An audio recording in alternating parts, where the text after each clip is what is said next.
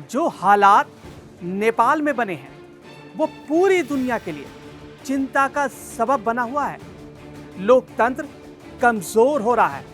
जिस तरह से युवाओं में बेरोजगारी मतलब रोजगार की कमी और शिक्षा की कमी के लिए आक्रोश है, उसके बाद नेपाल की ओली सरकार ने एक तरफा फैसला ले लिया, सोशल मीडिया पर बैन लगा दिया, फेसबुक, ट्विटर और यूट्यूब उस पर बैन लगा दिया।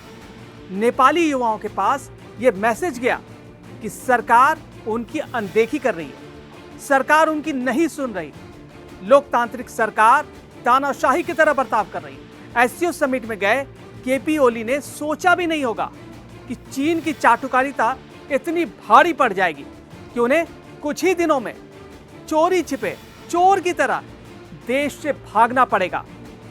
नेपाल के युवाओं ने एक बात तो साफ कर दिया है कि अब बहुत हो चुका, अब बर्दाश्त नहीं करेंगे, हमारी सुनो, हमें भविष्य दो, नहीं तो उखाड़ फेंकेंगे। और यही हुआ नेपाल में, यही हुआ बांग्लादेश में और यही हुआ श्रीलंका में। पाकिस्तान की हालत क्या है ये पूरी दुनिया को पता है, किसी से छिपी नहीं है। लेकिन हमारा हिंदुस्तान चट्टान की तरह विकसित भारत बनने की दिशा में उड़ान भर रहा है। अब कौन बनेगा नेपाल का अगला प्रधानमंत्री, इस पर मंथन जारी है। हिंसक प्रदर्शन में नेपाल की संस्थाएं तबाह हो चुकी, खाक में मिल गई।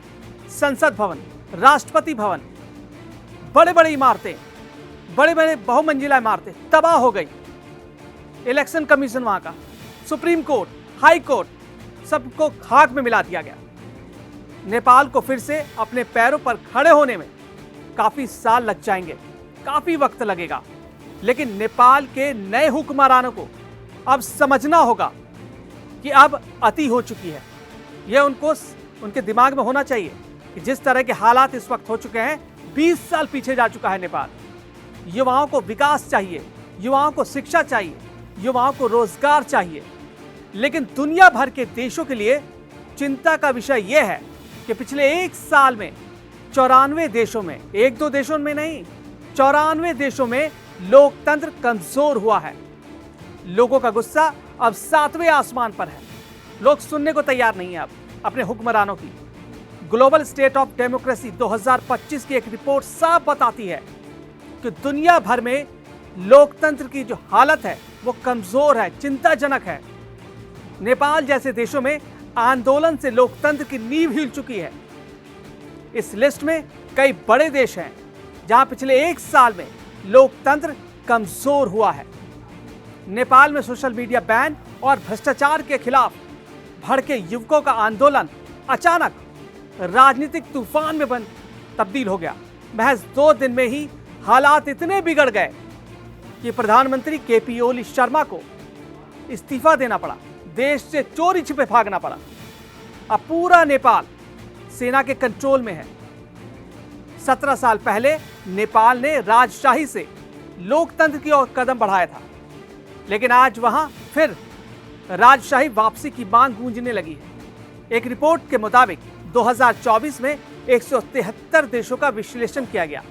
इनमें से 94 देशों में लोकतंत्र कमजोर हुआ है और केवल 1/3 देशों ने ही प्रगति रिपोर्ट दर्ज कराई है। रिपोर्ट कहती है कि लोकतांत्रिक व्यवस्था पर सबसे बड़ा असर फ्री एंड फेयर इलेक्शन, न्याय तक पहुंच और प्रभावी संसद के क्षेत्र में देखने को मिला है।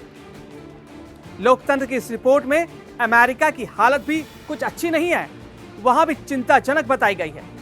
प्रतिनिधित्व में अमेरिका 35वें स्थान पर है और अधिकारों में 32वें स्थान पर।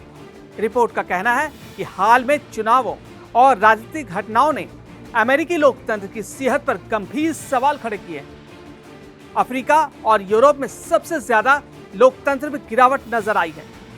लोकतंत्र की गिरावट का सबसे बड़ा हिस्सा अफ्रीका में है, जहां 33% गिरावट आई है लोकतंत्र में, और यूरोप में 25% गिरावट देखी गई है। वेस्ट एशिया को लोकतंत्र के मामले सबसे कमजोर पाया गया है।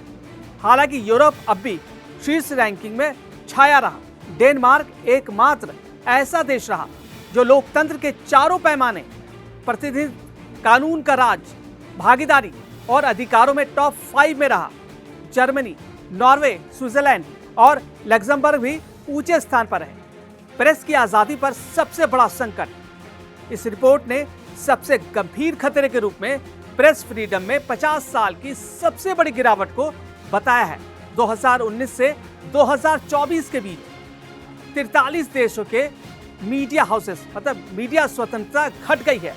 अफगानिस्तान, म्यांमार सबसे खराब प्रदर्शन करने वाले देशों में रहे।